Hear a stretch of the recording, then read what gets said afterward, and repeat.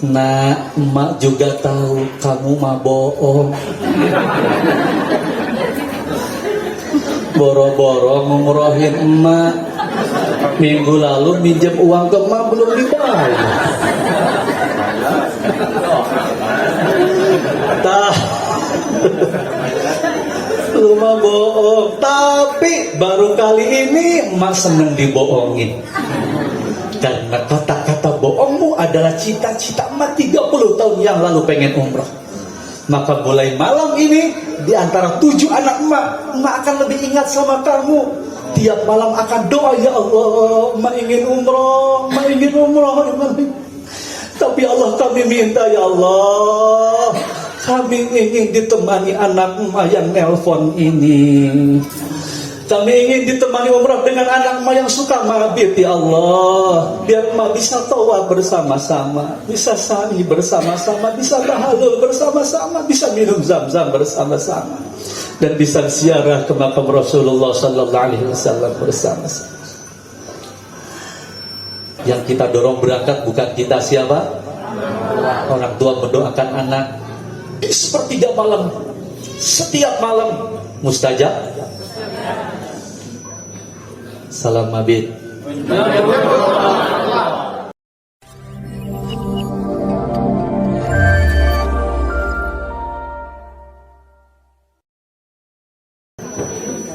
Bismillahirrahmanirrahim.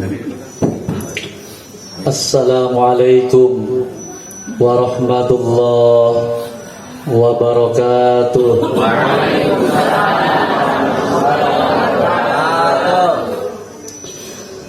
Alhamdulillahil mukawwiril laila 'alan nahar. Wassalatu wassalamu ala habibinal mustafal mujtabal mukhtar sayyidina wa maulana wa syafi'ina Muhammadin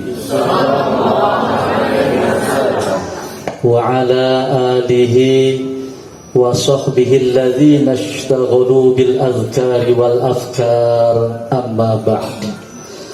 Allahumma ij'al jam'ana hadza jam'an marhuma wa tafarruqana min ba'dihi tafarruqan ma'suma bi rahmatika ya arhamar rahimin. Sahabat-sahabat, Bapak Ibu, calon-calon ahli surga. Apa kabar malam ini? Alhamdulillah, luar biasa. Sehat semuanya? Alhamdulillah. Siapa yang merasa bahagia acungkan tangan. Alhamdulillah. Tempelkan tangan kita di pundak teman sebelah kanan. Pak, Bu, saya bahagia. Bapak Ibu saksinya. Sah. Salaman kanan kirinya.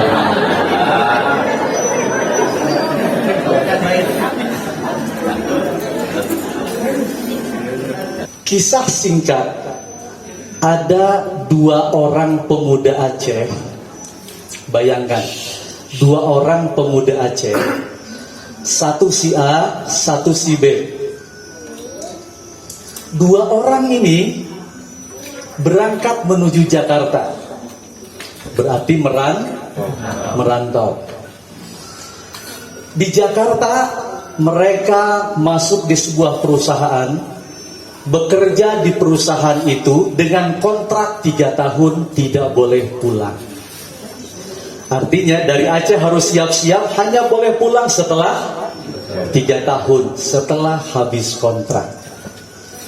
Sebut saja si A sampai di Jakarta, dia orangnya baik, sholat, saum, tilawah Quran. Sedangkan si B maksiat, diskotik, judi. Kalau sudah judi, berarti dekatnya ke apa tuh? Mungkin ke mabuk, mungkin ke maling, mungkin ke main perempuan, dan segala macam maksiat. gaji mereka dua-duanya sama. Si A digaji 5 juta, si B pun digaji 5 juta. Bapak Ibu bayangkan, kira-kira si A dengan gaji 5 juta, karena dia enaknya intikaf di masjid, karena dia enaknya sering baca Quran, uangnya awet nggak? Karena awet sering ngirim nggak ke orang tuanya di Aceh? Bayangkan yang satu lagi si B, karena habis di tempat tak baik, habis untuk berjudi, habis untuk maksiat, ngirim nggak ke Aceh? Nggak. Awalnya baik si A maupun si B sama-sama bahagia. Bulan pertama bahagia karena untuk pertama kalinya dapat gaji 5 juta. Bulan kedua masih bahagia, ketiga, keempat. Tahun pertama terasa semuanya bahagia. Tapi kira-kira orang tua mereka yang di Aceh siapa yang bahagia? Orang tua si A atau orang tua si C? Si B? Si A. Karena tiap bulan dia ngirim. Sampai-sampai mamahnya si A di Aceh bisa nabung. Karena si A irit di Jakarta, banyak dikirim ke Aceh, mamahnya bisa nabung.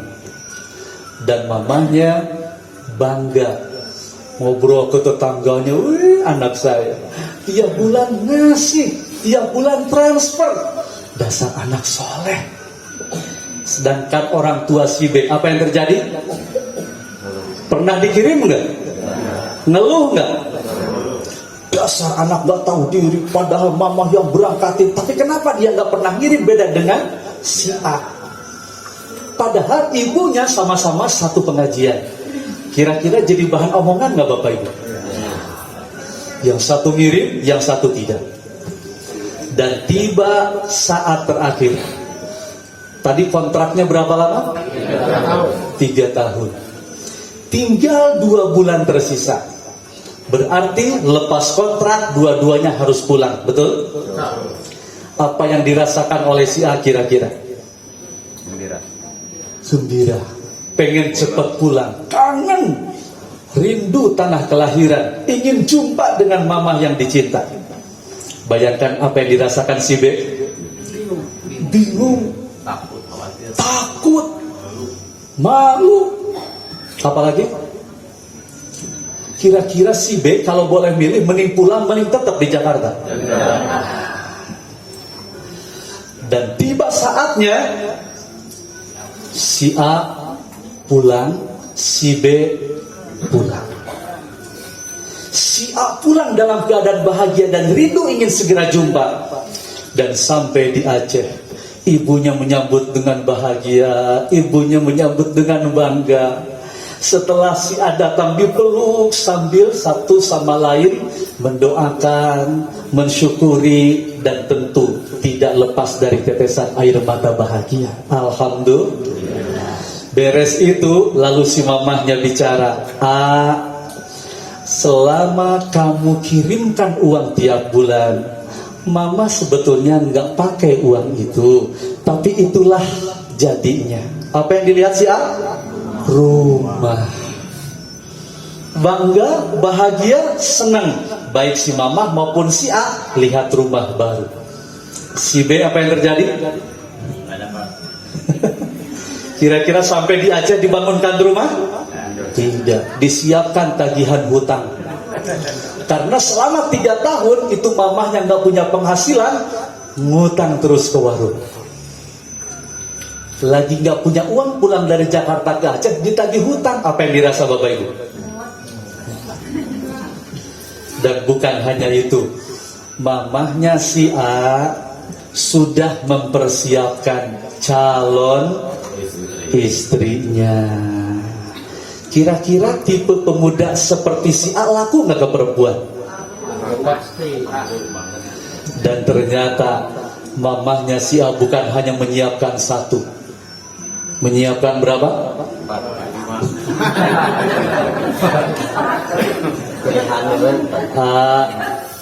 Mama cerita di majelis taklim, itu ibu-ibu yang lain banyak yang pengen ngangkat kamu jadi mantu. Sekarang silahkan tinggal kamu ikuti mama keliling bersilaturahim ke rumah-rumah itu. Sambil nanti akan datang yang nyuguhin, silakan. Kalau kamu minat, pilih yang itu. Masya Allah. Masuk ke satu rumah, ini jangan-jangan kalau kamu tertarik, ini jodoh. Siapa namanya? Markona. Dilihat, ya alhamdulillah, keluar. Pindah ke rumah yang lain, ketemu lagi dengan keluarga baru. Ini jangan-jangan jodohmu. Bener ada yang nyuguhin perempuan. Ini lebih menarik. Siapa namanya? Marfuah. Yang ketiga siapa? Ada Mas Nuna. Sampai 5, 6, 7 rumah dikunjungi dan siap memilih yang terbaik. Masya Allah. Bahagia nggak keluarganya? Sedangkan bagaimana nasib si B? Menderita. Kira-kira pas pulang ke Aceh punya rumah? Boro-boro. Disiapin calon istri? Boro-boro. Bapak Ibu, itulah gambaran kehidupan kita. Saat ini kita hidup di bukan tempat kita. Dunia bukan tempat kita tinggal. Dunia tempat kita meninggal. Kita ulang, dunia bukan tempat kita tinggal, tapi dunia tempat kita meninggal. Tempat tinggal kita di mana? Sana di surga. Bayangkan, Bapak Ibu kalau lihat KTP, saya tanya, Mas Gali, di KTP Mas Gali alamatnya di mana? Kampung Kuta, Cugenang. Baik. Akang, di KTP alamatnya di mana? Di Subang. Bapak, alamat di KTP? Di Subang. Saya tanya, alamat Mas Gali di Quran di mana? Menurut Quran, bukan menurut KTP, di mana? Ayo. Akang, alamat akang menurut Quran di mana? Tadi kan menurut KTP di Subang. Menurut Quran akang alamatnya di mana? Di surga. Takbir. Apa hanya akang yang alamat asli secara Qurani di surga? Tidak semua. Kullu bani Adam, setiap keturunan Adam orang surga. Karena Nabi Adamnya asli penduduk surga, yang oleh Allah diuji sesaat ke bumi untuk kembali ke rumah aslinya, yaitu surga. Kita ini orang surga, bapak-bapak. Kita lagi merantau. Tadi orang Aceh merantau kemana? Kita orang surga merantau ke bumi. Nah, di bumi ini macam-macam. Ada yang sholat, puasa, betul ya? Tapi juga ada yang maksiat, nyekek botol.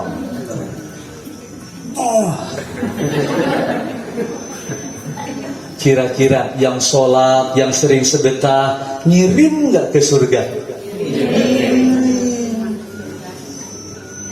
Dan di surga dibuatkan rumah nggak? Dibuatkan istana. Sedangkan yang di dunianya maksiat, ngirim nggak ke akhirat? Enggak. Dibuatkan rumah di surga? Boro-boro. Dan yang sering berbuat amal soleh, di surganya disiapkan istri nggak? Masya Allah. Berapa istrinya? Minimal 70. Hampir.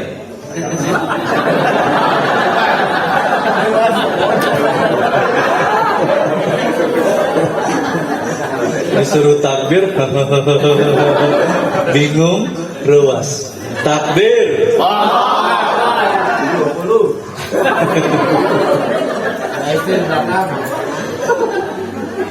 Urusan istri pasti takbir. Tapi yang banyak maksiat, boro-boro disiapkan istri di surga, nggak ada. Yang ada dia disiapkan tagihan hutang, betul nggak? Orang-orang pada nagih, yang sering digibahi, nagih.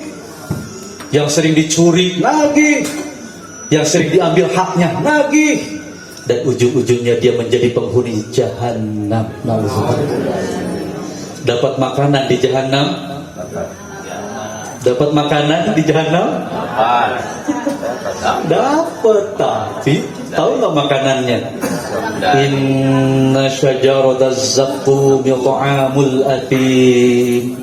Sesungguhnya pohon zakum itulah makanan orang-orang penduduk neraka. Apa itu zakum? Buah yang bentuknya seperti ka'annahu ru'usus syayatin. Ka'annahu ru'usus syayatin, seperti kepala setan. Baru bentuknya saja sudah mengerikan. Ketika dimakan baru sampai di lidah, hancur seluruh tubuh kita saking panasnya. Mau makanan seperti itu? Sekarang bayangkan Bapak Ibu orang surga sesaat ke bumi dan kembali ke surga. Boleh pejamkan matanya? Pejamkan matanya.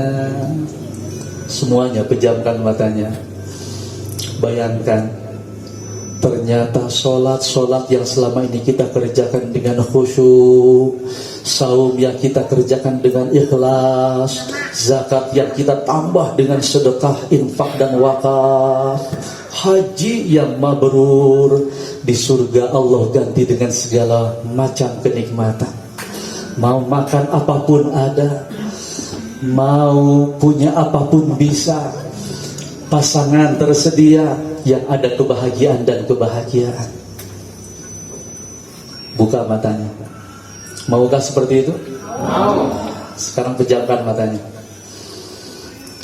Ternyata faman ya'mal mithqala dzarratin khairan yarah wa man ya'mal mithqala dzarratin syarran yarah. Kita tidak sadar gibah kita selama ini ternyata dihitung di yaumul qiyamah. Kita tidak sadar ternyata ketika kita menandatangani transaksi riba dihitung oleh Allah di yaumul qiyamah. Ternyata ketika kita memarahi anak adalah amanah Allah, dihitung di yaumul qiyamah. Ketika kita tidak bisa mendidik putra putri ternyata dihitung. Di saat kita menyakiti hati pasangan hidup kita ternyata dihitung di yaumul qiyamah. Ketika tidak memuliakan suami dihitung di yaumul qiyamah. Ketika kita berani berzina ternyata dihitung dosa besar di yaumul qiyamah.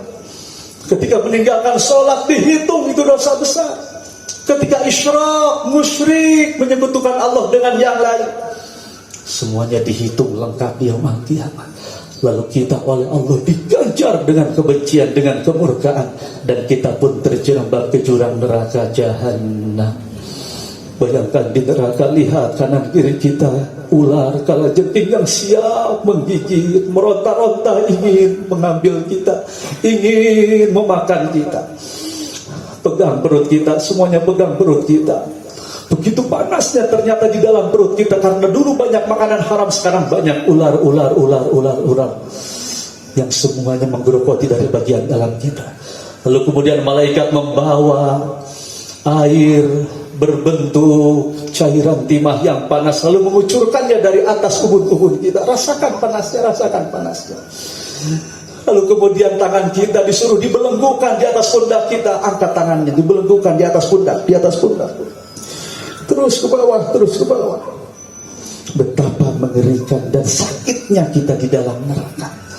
Dan itu bukan berlangsung hanya 1-2 menit, bukan hanya 1-2 minggu, tidak hanya 1-2 bulan, tidak hanya 1-2 tahun, beribu-ribu tahun sampai dosa kita lunas. Setelah lunas barulah kita diselamatkan, diangkat ke surga. Tapi kalau pernah musyrik, selama-lamanya berada di jahanam. Na'udzubillah. Astaghfirullah, astaghfirullah, Rabbal baraya, astaghfirullah minal khataya, astaghfirullah Rabbal baraya, astaghfirullah minal Allah. Pilih mana? Surga, neraka? Alhamdulillah, pilihan kita pilihan yang pas, karena kita akan pulang ke alamat yang benar. Semoga bukan hanya berkumpul di majelis Baitullah, Allah takdirkan kita pun bisa benar-benar kita berkumpul di Baitullah Makkah, dan kita berkumpul di Madinah, lalu berkumpul nanti dalam jannah. Salam Habib. Yang belum tahu jawabnya menjemput pertolongan Allah. Salam Habib. Salam Habib. Salam Habib. Masya Allah. Bapak Ibu, mau hidup bahagia? Mau hidup penuh berkah? Santai.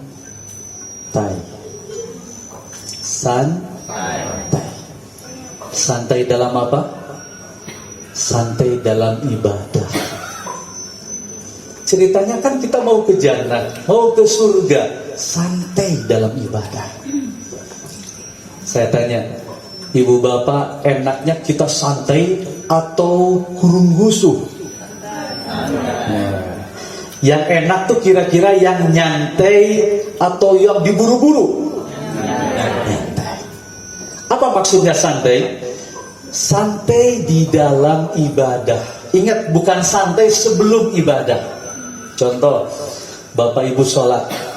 Ketika di dalam sholat, Allahu Akbar, santai. Siap? Bukan sebelum sholat. Orang lain sudah pada berangkat, ketika azan berkumandang, santai. Udah komat, santai. Pak, komat, santai. Saya mah mau bawa pusaka kaba. Bukan sebelum ibadah, tapi di dalam ibadah. Apa santai? S, sempurnakan. A, amal. N, nikmati. T, tenang. A, ajak. Ajak istri, ajak anak, ajak keluarga. I, ikhlas di dalam ibadah. 1 S, sempurnakan. A, amal. N, nikmati. T, tenang. A, ajak. Jangan sendirian ke surga, ajak istri, ajak anak. I, ikhlas. Siap lakukan, Pak? Kira-kira kalau orang seperti ini, ketika tadi bapak-bapak sholat maghrib, Allahu Akbar, kirain mau kul ya kulhu, ternyata surat Ar-Rahman. Kalau yang santai nikmat, bisa sampai nangis, Pak. Tapi kalau yang nggak santai, kapan nih imam tuh ya? Betul apa betul? Lagi tahajud nanti ya. Nanti malam jam 2 insya Allah kita semuanya bangun. Siap dibangunkan? Siap. Dibangunkan lalu sholat. Kalau santai, Bapak Ibu pasti nikmat dan gak ada ngantuk sama sekali. Santai dalam arti sempurnakan amal, nikmati, tenang, ajak, ikhlas. Tapi kalau gak santai, wah baru Allahu Akbar.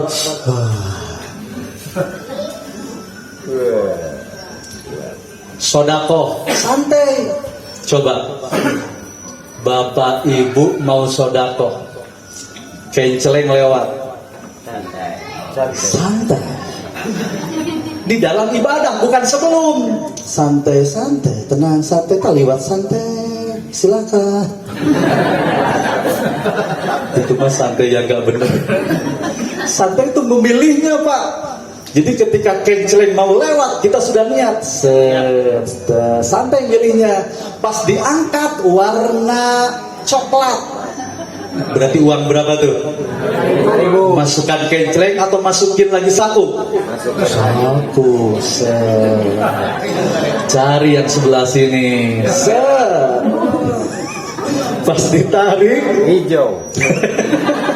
Hijau lumayan 20.000. Masukin atau masukin lagi? Masukin. Karena kita berharap ada yang biru atau yang merah. Set, pas dicabut dari sini, set, merah. Kira-kira masuk ke sana atau masuk lagi ke sini? Ke sini. Kok ke sini?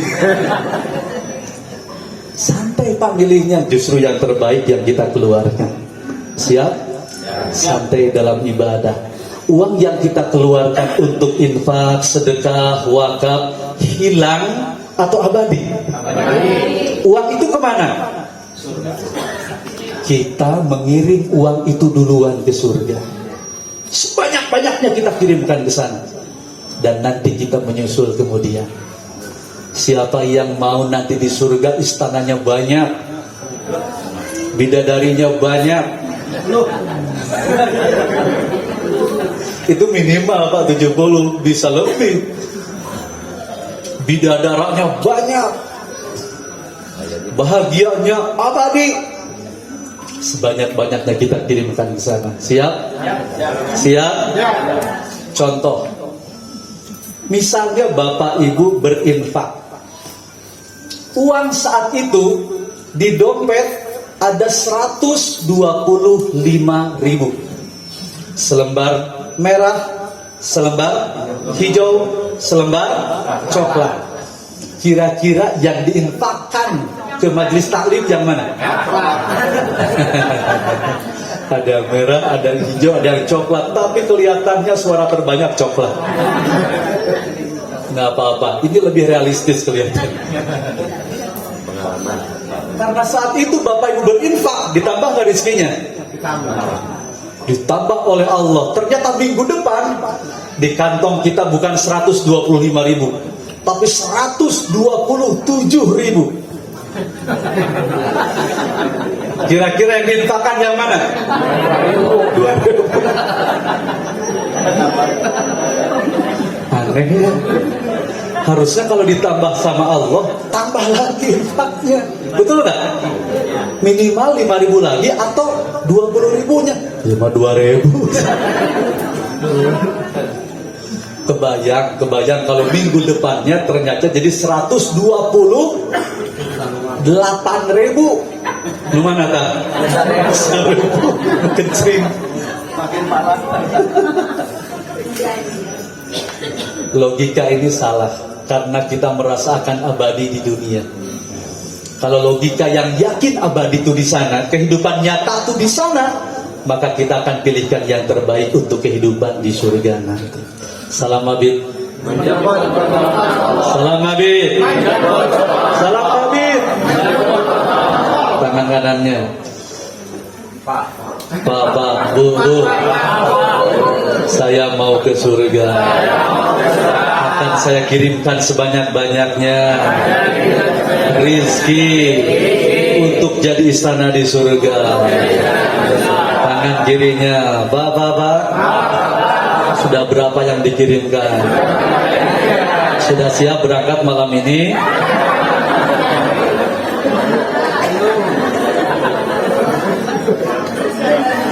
Ini pas kalimat terakhir pada bingung ya. Berarti mirip gak dengan kejadian dua perantau tadi? Jujur, Bapak Ibu pengen cepat pulang atau takut pulang? Takut pulang.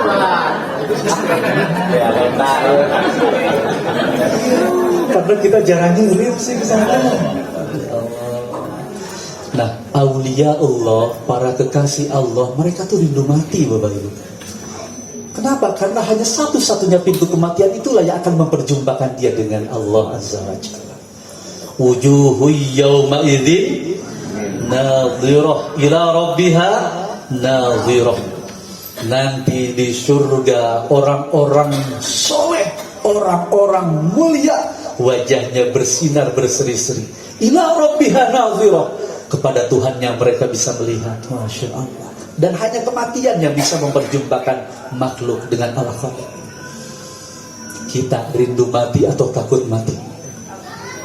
Yang rindu mati acungkan tangan. Sebelum cukup bekal. Ada Pak Haji? Anu mereka cunde. Yang takut mati, Mereka cunde. yang dari tadi nggak ngacung-ngacung. Bingung. Setiap kali mau maksiat, mau dosa, ingat kedua perantau tadi, Pak. Insyaallah kita mau kemana sih kita? Sesaat loh di sini.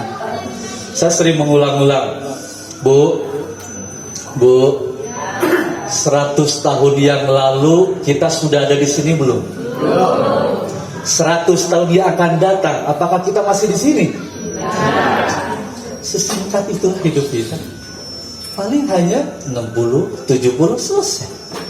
Terus ngapain kalau diisi dosa masih? Sayang. Makanya Bapak Ibu hadir ke majelis Baitullah. Bapak Ibu ingin bersama-sama bertawajuh nanti malam. Semoga malam ini menjadi malam taubatan nasuha untuk kita semua. Andai tadi sore atau kemarin atau bulan lalu kita masih berbuat dosa, pastikan itu dosa terakhir kita. Dan malam ini kita nggak mau nambah dosa lagi. Takut Pak, besok kita meninggal mau apa yang dibawa. Salam Nabi. Salam Nabi. Salam Nabi. Yang belum suka zakat, sekarang mulai perbanyak. Yang belum suka puasa sunnah, sekarang mulai perbanyak. Yang belum ke Baitullah, tanamkan dalam hati, segera saya harus sampai di Baitullah. Siap? Sebelum dijelaskan, saya pengen tahu dulu, yang sudah pernah ke Baitullah mana? Yang sudah pernah ke Baitullah? Alhamdulillah banyak ternyata. Nah sekarang sebaliknya, yang belum pernah mandi ya. Mohon maaf. Yang belum pernah ke Baitullah dan mau sering doa enggak? Doanya gimana? Banyak doanya. Di antaranya, umrohkan saya ya Allah. Bagus? Itu doa bagus. Hanya saja masih standar. Mau nggak doa yang istimewa? Gini doanya. Ya Allah, ayah ibuku sudah merindukan Baitullah. Berangkatkan mereka ya Rabb. Takdirkan aku bisa mendampingi mereka bertolak bersama. Siap? Bayangkan, yang kita doakan bukan diri kita. Yang kita doakan orang yang dimuliakan Allah, orang tua kita, yang menjadi asbab kita terlahir ke bumi ini. Ridallah fi ridal walidain wa suhtullah fi suhtil walidain. Takdirkan aku bisa mendampingi mereka ke Baitullah. Bisa berdoa begitu? Nanti malam doa begitu ya. Mudah-mudahan Allah kabul secepatnya. Dan tidak cukup hanya doa. Beres maghrib, besok pagi langsung handphone pegang. Call nomor mamah kita, emak kita. Langsung telepon. Bagaimana cara nelponnya? Assalamualaikum. Waalaikumsalam. Nah, ada apa? Mak harus bahagia. Kenapa, Nak? Mak 2024 umroh. Kita tidak akan mendengarkan kalimat di handphone kita. Yang kita dengar hanya isak tangis emak. Dan setelah nangis beberapa saat, baru kemudian emak bicara. Nah, emak juga tahu kamu mah bohong. Boro-boro ngumrohin emak. Minggu lalu minjem uang ke emak belum dibayar.